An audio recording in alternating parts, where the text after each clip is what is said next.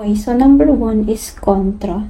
So these are the lesser known freelancing platforms na nag-offer ng unique opportunities sa mga freelancers na katulad ko. So this one is Contra. It's a platform na designed sa mga Gen Z freelancers. Kahit hindi ako Gen Z, millennial na ako. So it allows the user to create visually appealing na portfolio. Tapos wala pa tong commission model, just like Upwork. Kasi Upwork, di ba, parang mga, I don't know if 15% or 20%. So yan, nag-sign up ako dito. You can add your hourly rate. Let's say $25, then continue lang tayo. So, walk through natin kung paano siya gumagana. Kasi first time ko din makita to. Ayan. So, get your LinkedIn. So, tingnan natin kung kung ma-check din natin to. Ayan. Tapos, Instagram. Complete. Okay. Eto. So, yan. Sabi niya dito, join the Contra Pro members only networks. Pwede naman pala, no? Thanks. So, ayan, nakalagay dito, use AI to complete your profile. Give it a try. So, sabihin natin ay, kakakunin ko na lang yung dito. Transforming. Ayan, ito. So, kunin ko na lang. Facebook ads campaign. Okay. Now, what makes you stand out? Siguro to. Generate. Ayan. Check natin kung maganda yung AI nila. Dapat hindi social media marketer kasi hindi naman ako SMM. Okay din naman. Ano to? Facebook ads expert. Ito na lang. Senior media buyer. Okay. And then you can create project, content, and then may services din. Para siyang Upwork. Ang kagandahan dito is madali ka lang makapag-create. Sa Upwork kasi medyo madaming kailangan gawin. Ito recommendation. Okay, see. So you have the community, which is, check natin. Discovery score, 8 points. Dashboard. So, kailangan mo talagang gawin pa yung 3 actions dito bago ka mag-view doon sa community. Then, you have the analytics then. Discovery score. Okay.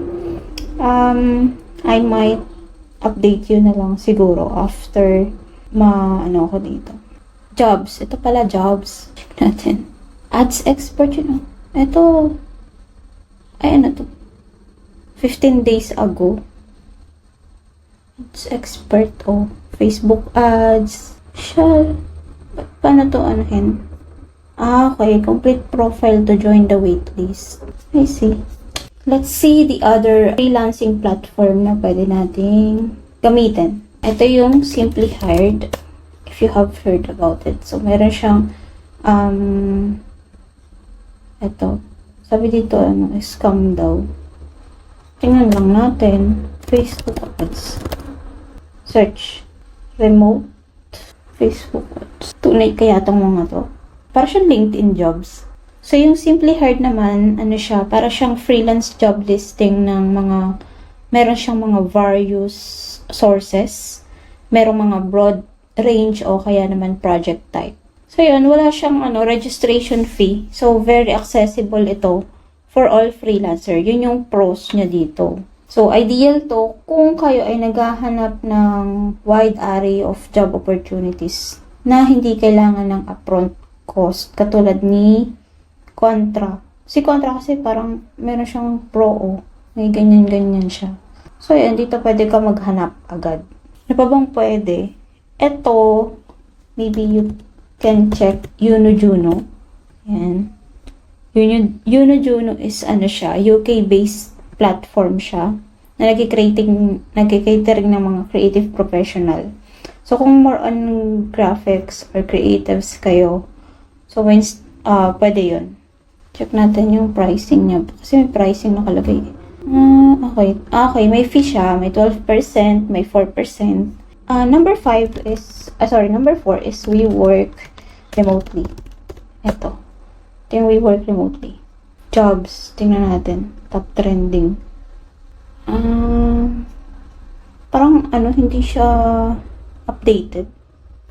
No? Mga 10 days. Ito, may 10 hours. Check natin. Wala, Facebook ads. Wala. Wala malabas. Facebook.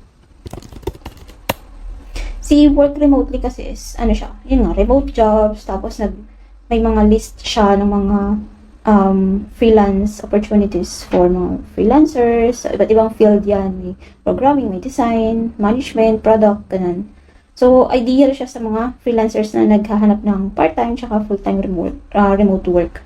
Yun lang, and let me know if you have any questions.